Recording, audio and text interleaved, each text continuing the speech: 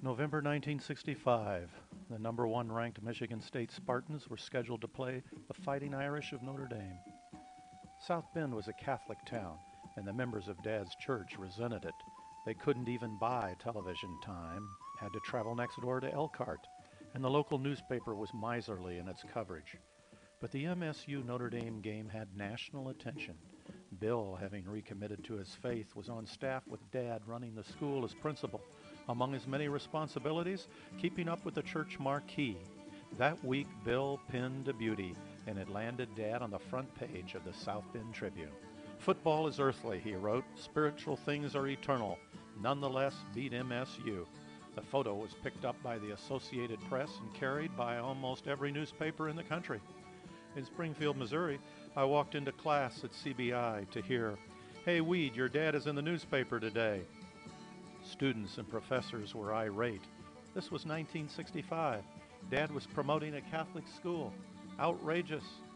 Catholics and Protestants were killing each other in Northern Ireland. But Bill's marquee quotation would build a bridge that would one day help us promote renewal in the Catholic Church.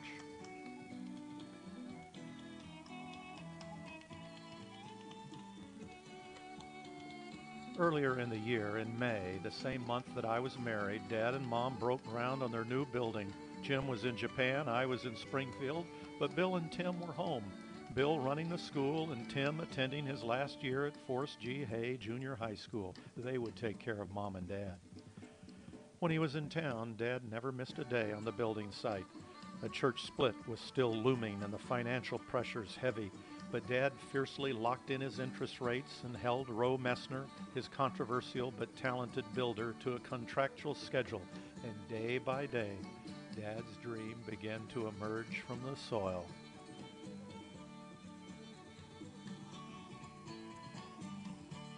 We saw Mom often. She would come along with Dad on his quarterly business trips to Springfield. As an executive presbyter of the Assemblies of God, he still flew into their national headquarters for board meetings. There were all kinds of church politics. On weekends, when I could get away from the shoe department at Shoppers Fair, I was serving as youth director of a little country church, so I was always plying Mom and Dad with my ideas.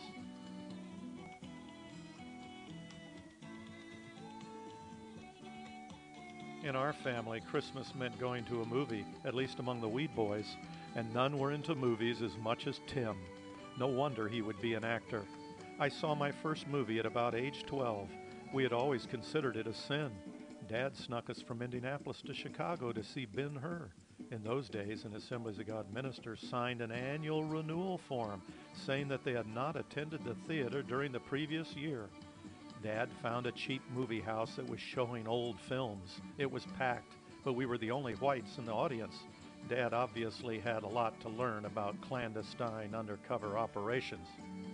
And our second movie was The Ten Commandments. I was inspired. I thought, this is a sin? Dad had made a big mistake. Now a movie became a regular part of the holiday tradition. Christmas 1965.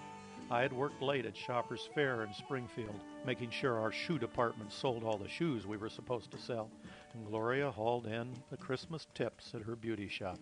We flew to South Bend on Christmas Eve and opened our gifts. It was our first Christmas without Jim. He and Joy and Jeff were in Japan.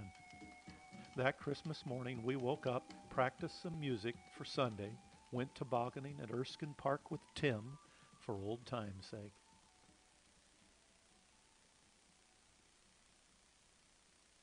And on Christmas night, Bill and Tim and I played a bookshelf hotel game called Acquire. I don't remember who won. And so 1965 ended peacefully. Nobody died that year, no heart attacks. Jim and I were now gone from home for good, and Bill was talking about the Peace Corps.